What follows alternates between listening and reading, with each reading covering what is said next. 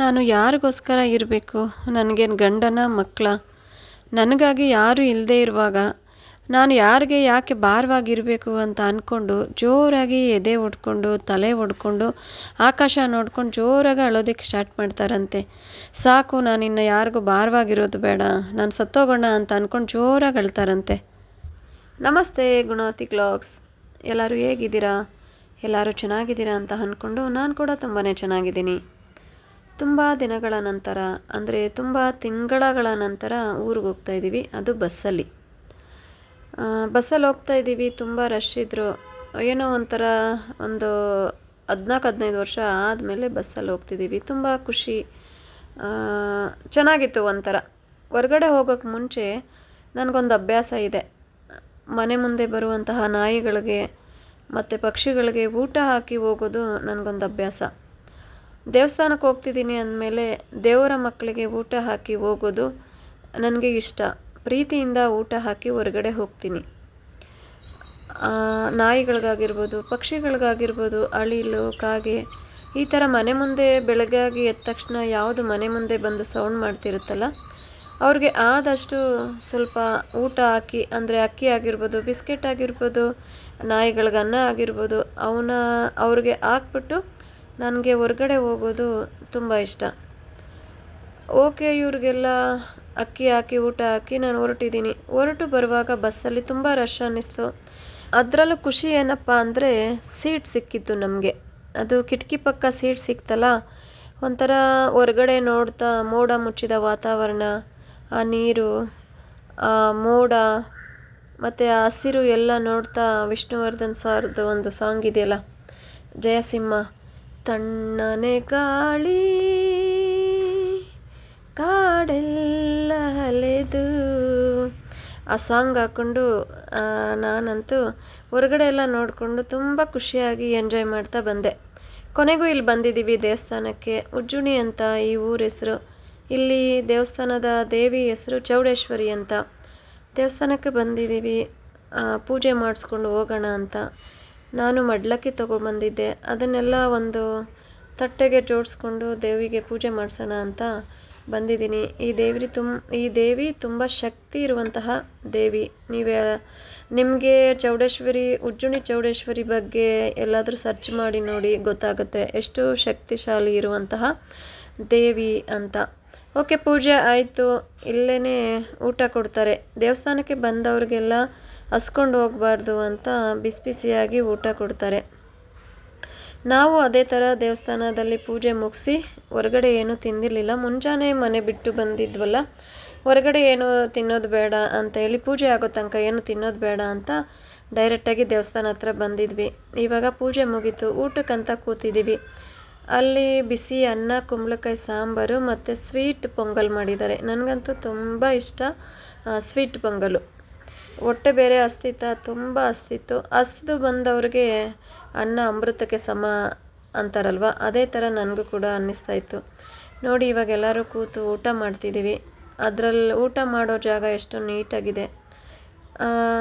ಊಟ ತಿನ್ನೋ ಜಾಗ ಕೂಡ ನೀಟಾಗಿದೆ ಮತ್ತು ಊಟ ಕೂಡ ಅಷ್ಟೇ ರುಚಿಯಾಗಿ ಸಿಗುತ್ತೆ.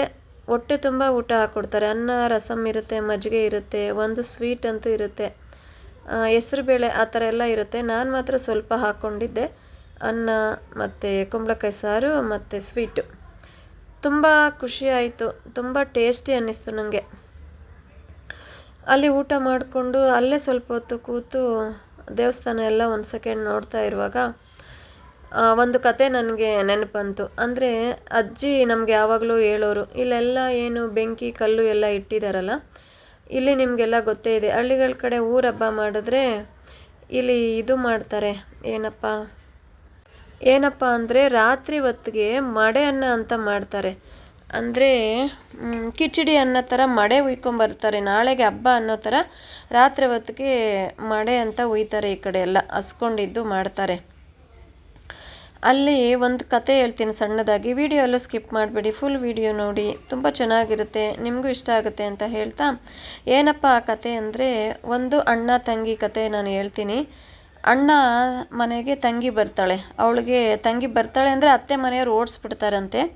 ಅತ್ತೆ ಮನೆಯವರು ಓಡಿಸ್ಬಿಡ್ತಾರೆ. ಯಾಕೆ ಓಡಿಸ್ಬಿಡ್ತಾರೆ ಅಂದರೆ ಗಂಡನೂ ತೀರೋಯ್ತಾನೆ, ನಿನಗೆ ಮಕ್ಕಳು ಕೂಡ ಆಗಲಿಲ್ಲ, ಇಲ್ಲಿ ನಿನಗೇನು ಕೆಲಸ ಗಂಡನ ಮನೇಲಿ, ಹೋಗು ಅಂತೇಳಿ ಅತ್ತೆ ಮನೆಯವರು ಓಡಿಸ್ಬಿಡ್ತಾರೆ ಅವಳನ್ನ. ಅವಳೆಲ್ಲ ಹೋಗಬೇಕು ಪಾಪ, ಅಣ್ಣನ ಮನೆಗೆ ಬರ್ತಾಳೆ.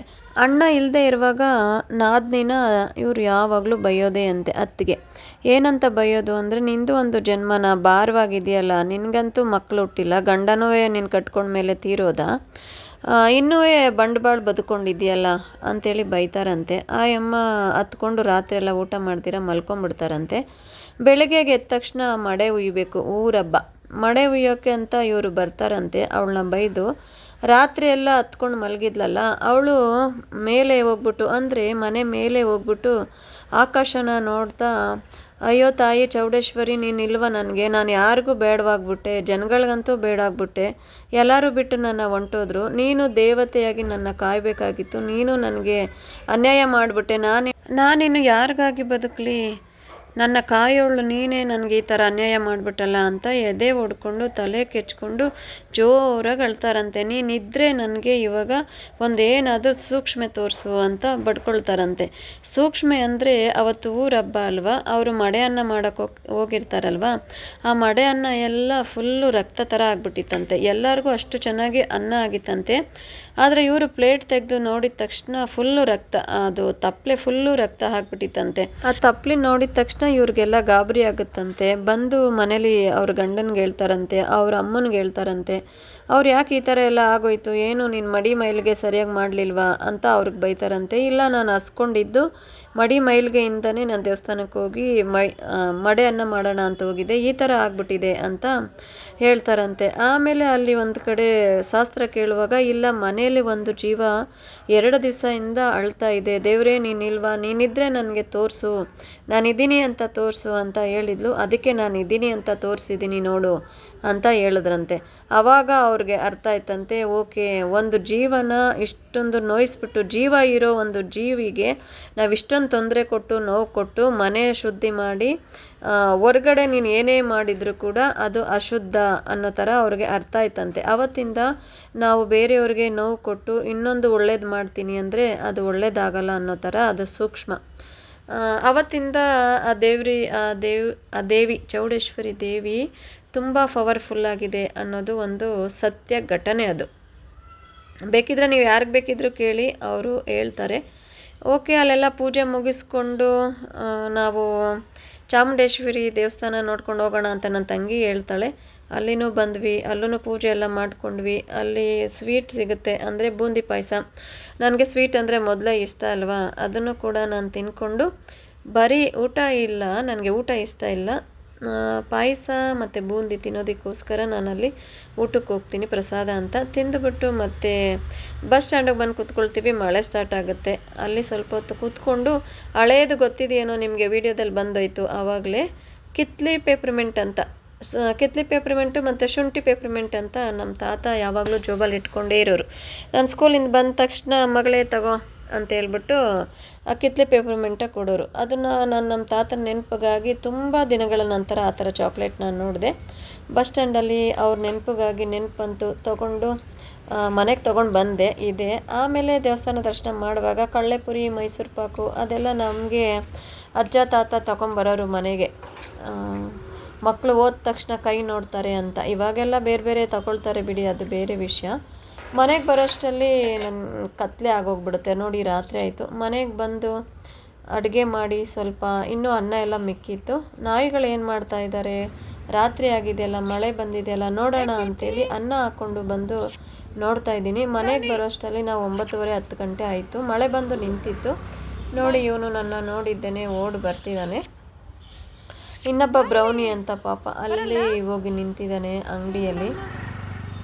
ನೋಡಿ, ನನಗೆ ಸಾಕಾಗಿತ್ತು, ಮಲ್ಕೊಂಡ್ರೆ ಸಾಕಪ್ಪ ಅಂತ ಅನಿಸಿತ್ತು, ಮಲಗಿದ್ದೆ. ಆದರೂ ಕೂಡ ಆಮೇಲೆ ಹೊರಗಡೆ ಬಂದು ನೋಡಿದೆ ಏನು ಮಾಡ್ತಿದ್ದಾರೆ ಇವರು, ನೋಡ್ಕೊಂಡು ಬರೋಣ, ಸ್ವಲ್ಪ ಅನ್ನ ಕೊಟ್ಟು ಬಂದರೆ ನಾನು ಕೂಡ ಆರಾಮಾಗಿ ಮಲ್ಕೋಬೋದು ಅಂತ ಹೇಳಿ ಅವ್ರಿಗೂ ಊಟ ಹಾಕ್ಬಿಟ್ಟು ಇವಾಗ ಆರಾಮಾಗಿ ಮಲಗಿದ್ದೀನಿ.